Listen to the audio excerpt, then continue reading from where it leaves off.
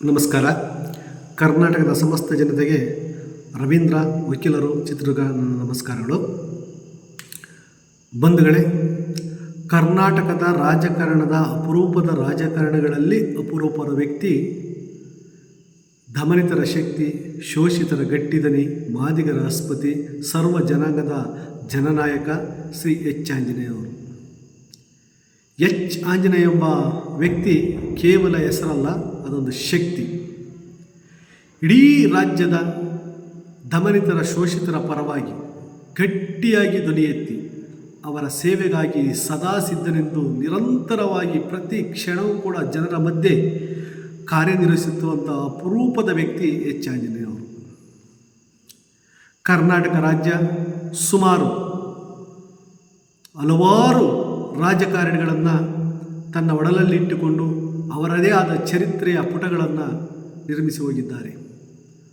ಅಂಥ ಧೀಮಂತ ರಾಜಕಾರಣಿಗಳ ಶಾಶ್ವತ ಹೆಸರನ್ನು ಉಳಿಯುವಂಥ ರೀತಿಯಲ್ಲಿ ಕಾರ್ಯನಿರ್ವಹಿಸಿ ಇತಿಹಾಸದ ಪುಟಗಳಲ್ಲಿ ಅಜರಾಮರವಾಗಿ ಉಳಿಯುವಂಥ ಕಾರ್ಯಗಳನ್ನು ಮಾಡಿದಂಥ ಅಪರೂಪದ ರಾಜಕಾರಣಿ ಎಚ್ ಆಂಜನೇಯನವರು. ಈ ರಾಜ್ಯದಲ್ಲಿ ಸುಮಾರು 9 ಬಾರಿ ಗೆದ್ದಿರುವಂಥ ಶಾಸಕರು, 5-6 ಬಾರಿ ಮಂತ್ರಿಗಳಾಗಿರುವಂಥ ಮಂತ್ರಿ ಸಚಿವರುಗಳು, ಇವರೆಲ್ಲರೂ ಕೂಡ ತಮ್ಮದೇ ಆದ ಕ್ಷೇತ್ರಗಳಲ್ಲಿ ಛಾಪನ್ನು ಮೂಡಿಸಿ ಕಾರ್ಯವೈಖರಿಯ ಮೂಲಕ ಜನಮಾನಸದಲ್ಲಿ ಹೆಸರು ಮಾಡಿದರೆ, ಕರ್ನಾಟಕ ರಾಜ್ಯದ ಸರ್ಕಾರದಲ್ಲಿ 1 ಬಾರಿ ಸಚಿವರಾದಂಥ ಎಚ್ ಆಂಜನೇಯವರು ಇಡೀ ಕರ್ನಾಟಕ ರಾಜ್ಯದ ಜನರ ಮನೆಗಳಲ್ಲಿ ಮಾತನ್ನು ಆಡುವಂಥ ರೀತಿಯಲ್ಲಿ ಅವರ ಕಾರ್ಯವೈಖರಿಗಳು ಇಡೀ ಕರ್ನಾಟಕದ ಜನರ ಮಾನಸದಲ್ಲಿ ಅಚ್ಚಳಿಯಾಗಿ ಉಳಿದು ಅವರ ಸೇವೆ ನಿರಂತರವಾಗಿ ಇನ್ನೂ ಸುದೀರ್ಘ ಕಾಲ ಮುಂದುವರಿಯುವಂಥ ಅವಕಾಶಗಳ ನಿಟ್ಟಿನಲ್ಲಿ ಕಾರ್ಯನಿರ್ವಹಿಸಿದ್ದಾರೆ. ಇಂಥ ಧೀಮಂತ ಜನಸೇವಕ, ಜನನಾಯಕ, ಜನರ ಬಳಿಗೆ ಕಾರ್ಯವನ್ನು, ಅವರ ಕೆಲಸ ಕಾರ್ಯಗಳನ್ನು ನೀಡಿದಂಥ ಧೀಮಂತ ವ್ಯಕ್ತಿ ಎಚ್ ಆಂಜನೇಯವರು. ಒಂದು ಉದಾಹರಣೆಯನ್ನು ಹೇಳ್ತೇನೆ. ಕರ್ನಾಟಕ ರಾಜ್ಯದ 224 ವಿಧಾನಸಭಾ ಕ್ಷೇತ್ರಗಳಲ್ಲಿ ಯಾವ ಒಬ್ಬ ಶಾಸಕರ ಶಿಫಾರಸು ಪತ್ರವಿಲ್ಲದೆ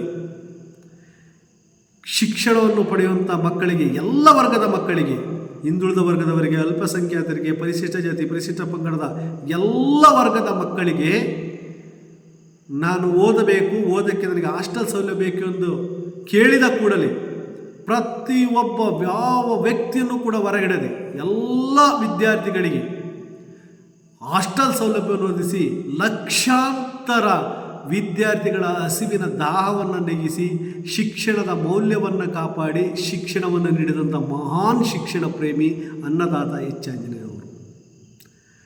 ಇಂಥ ಒಂದು ಗಟ್ಟಿ ನಿರ್ಧಾರವನ್ನು ಇದುವರೆಗೂ ಕೂಡ ಕಂಡಂಥ ಈ ರಾಜ್ಯದ ಯಾವ ಸಚಿವರು, ಯಾವ ರಾಜಕಾರಣಿಗಳು ಕೂಡ ತೆಗೆದುಕೊಳ್ಳಲು ಸಾಧ್ಯವಾಗಿಲ್ಲ ಇದುವರೆಗೂ. ಅಂಥ ಐತಿಹಾಸಿಕ ನಿರ್ಣಯದ ಮೂಲಕ ಲಕ್ಷಾಂತರ ಮಕ್ಕಳ ಬದುಕಿಗೆ ಶಿಕ್ಷಣದ ಬೆಳಕನ್ನು ನೀಡಿದವರು ಎಚ್ ಆಂಜನೇಯವರು. ಇಂಥ ವ್ಯಕ್ತಿ ಜನಸಾಮಾನ್ಯರ ನಡುವೆ ಇರಬೇಕು. ಇಂಥ ವ್ಯಕ್ತಿಯಿಂದ ಮಾತ್ರ ಜನರ ಸೇವೆ ಈ ರಾಜ್ಯಕ್ಕೆ ತಲುಪುತ್ತೆ. ಅಂಥವರಿಂದ ಎಲ್ಲ ಶೋಷಿತ ಸಮುದಾಯಗಳ, ಧ್ವನಿ ಇಲ್ಲದವರ, ಶಕ್ತಿಹೀನರ ಜನರ ಪರವಾಗಿ ಕಾರ್ಯನಿರ್ವಹಿಸುವಂಥ ನಾಯಕನೇ ಸರ್ವ ಜನಾಂಗದ ನಾಯಕನಾಗಿರಲು ಸಾಧ್ಯ. ಅಂಥ ಧೀಮಂತ ದಮನಿತರ ಶಕ್ತಿಯಾಗಿರುವಂಥ ಎಚ್ ಆಂಜನೇಯವರಿಗೆ ಮತ್ತೊಮ್ಮೆ ಈ ರಾಜ್ಯದ ಅಧಿಕಾರ ದೊರೆತು ಈ ರಾಜ್ಯದ ಸೇವೆಯನ್ನು ಮಾಡುವ ಮೂಲಕ ಜನಸಾಮಾನ್ಯರಿಗೆ ಅವರ ಕಾರ್ಯಗಳು ತಲುಪುವಲ್ಲಿ, ಜನಸಾಮಾನ್ಯರ ಆಸೆಯಂತೆ ಅವರ ಕಾರ್ಯವೈಖರ ಈ ರಾಜ್ಯದ ಇತಿಹಾಸದ ಪುಟಗಳಲ್ಲಿ ಸೇರಲಿ ಅಂತ ನಾವೆಲ್ಲರೂ ಕೂಡ ಹಾರೈಸೋಣ. ಜೈ ಭೀಮ್.